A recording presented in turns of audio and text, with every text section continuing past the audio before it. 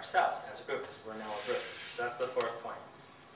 And then the fifth point is just to experience the preciousness of being a group, because it's really quite an incredible thing that we are so used to and take for granted that we're meeting other souls. So, and we're together with other souls as we're also separate from them. And to consciously experience that. So as I said, this is the called learning cycle, what we call the integral experiential learning cycle, is we're going to be following this around for each of the first three fields. And we're not going to try to experience the fourth field, because I think maybe I'm under projecting our capability, but it might be a lot to ask that we experience the fourth field on our first day together. Because as I said, most groups never get to it. Most groups never even get to the third field. Some groups stay for years in the second field. So these are just the cognitive overview of the four fields. The first field, polite, there's a lot of qualities that we've been in today, probably. What really distinguishes it from the next field, which I call ego authenticity, is that when we're in the polite field, we don't really say what we think. So I say one thing and I think another. So it doesn't have that integrity. But there's it's not bad heart, it's not mean-hearted or anything. It's just like, I just met you. You say you like George Bush or something. I'm just like, yeah, he's cool. But it's just because at this point in our relationship, it's not worth it to, I probably want to be accepted by you. I want us to have a chance at a relationship. I think it's not, unconsciously I'm doing all this. I don't think it's worth it to argue with you at this point. So in a certain way, I lack a certain integrity to my ego to stand up for what I believe in. And so we're very polite and cautious in this field.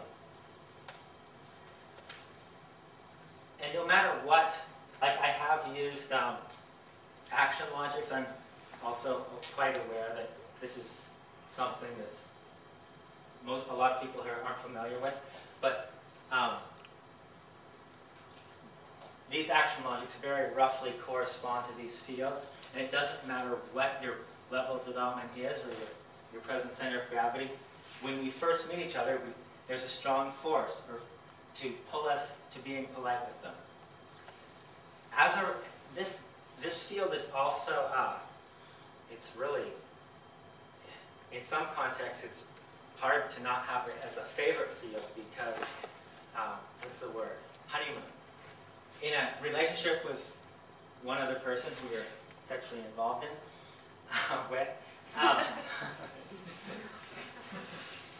this is the honeymoon stage, where you don't fight. It's like a great relationship in lots of ways because you don't fight about anything. Partly you're in this field. You're just, and of course you're downloading a lot. You're projecting a lot. We'll look at the nuances of the fields a little bit more. This is just a quick overview. Then ego authenticity. The big move here is I have my point of view and I'm going to stand up against you to represent my point of view. As we move into the third quadrant here, it's nothing to do with Wilber's quadrants. Reflective dialogue. The big change here is we move from being authentic to our ego to maybe being authentic to our deep yearnings about the kind of person we want to be. And then last, co-presencing, or it's also called generative dialogue. And this is where it's really how it's been described by Otto Scharmer, who's worked on it a lot, and all the other professors in the Boston area. They describe the state experience where we're in a state of collective flow together and time slows down. Boundaries, we don't care about who's what or who's doing what or who's thinking about what. That doesn't even occur to us. There's not a really experience of self and other. You're just like a really well-gelled, high-functioning team. Oh, one thing I wanted to say. During Clint's presentation, what did I say?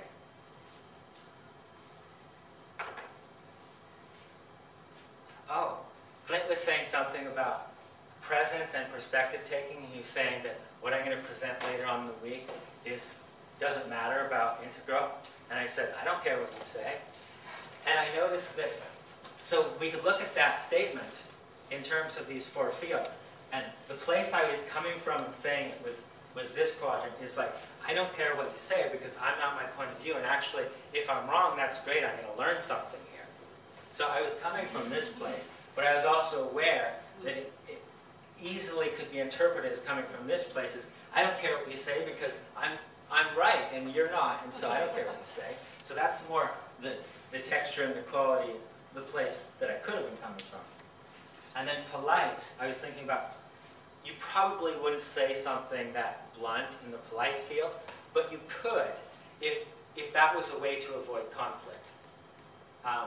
This is stretching it a little bit, but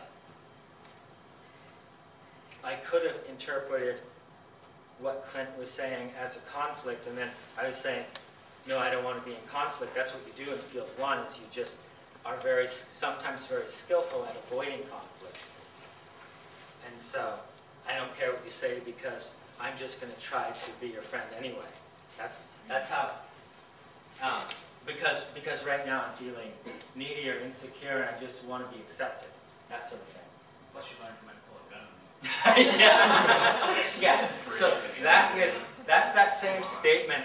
3 different places I could have been saying it from. Question, please? Yes. There's a kind of drop-off in it, I presume. Yeah. Okay. Probably from now 1 to 4. Yeah. But I don't really understand the axis between. Yes. I'm trying to figure out what they mean. I don't understand the primacy of the whole concept. Yeah. To explain it. I thought about taking that off. Oh, But, okay. so primacy of the whole is, and this side is primacy of the whole, and this side is primacy of the parts. So in here, I'm really concerned about us staying in group. Like, my hesitancy is because I'm getting into a lot of the theory, which we'll see later on the slides, so I'll just say it now since it's coming. Now, that's totally fine. So right here, we want to be a group, we want to stay together, we want harmony. Scott Peck calls it pseudo-community, if you've read any of his books. So I am willing to subjugate what I really think to maintain group cohesion. So that's why this side is primacy of the whole. This is a whole other level of primacy of the whole. But so as we go from field 1 to field 2, I'm no longer willing to subjugate my individuality for the primacy of the whole. Because I get a little more brave, or I get a little more authentic, and I say, no, I'm going to say what I really think. This over here, I'm being two-faced and I'm lying and I'm not speaking out for what I believe in. So I drop the primacy of the whole, and I come over here and say what I really think. And this is saying really more what my ego thinks or what my conditioned mind thinks. And so, but in some ways, it's more authentic and more beautiful than the earlier. Although there was, I think, some beautiful reasons why we do this one in the beginning. And then the other axis is enacting the patterns of the past or presencing from the future. So this is based on Sharma and Senge and all those guys work on presencing. And so this is just continuing the old patterns of the past. And then as we move across this axis right here from 2 to 3, we move into actually observing the patterns of the past. Because here we're very, it's called rule reflecting. We're witnessing or watching everything that's happening between us as it's happening and learning from it as it's happening. And therefore, by witnessing it, gaining the opportunity to do something different. So as we move out of our ego and into reflective dialogue, we are, I stumbled there because it's only out of one level of ego. It's not fully, definitely not out of ego up here. But by being aware of our conditioning and our patterns and seeing what our mind comes up with as just thoughts and not necessarily the truth,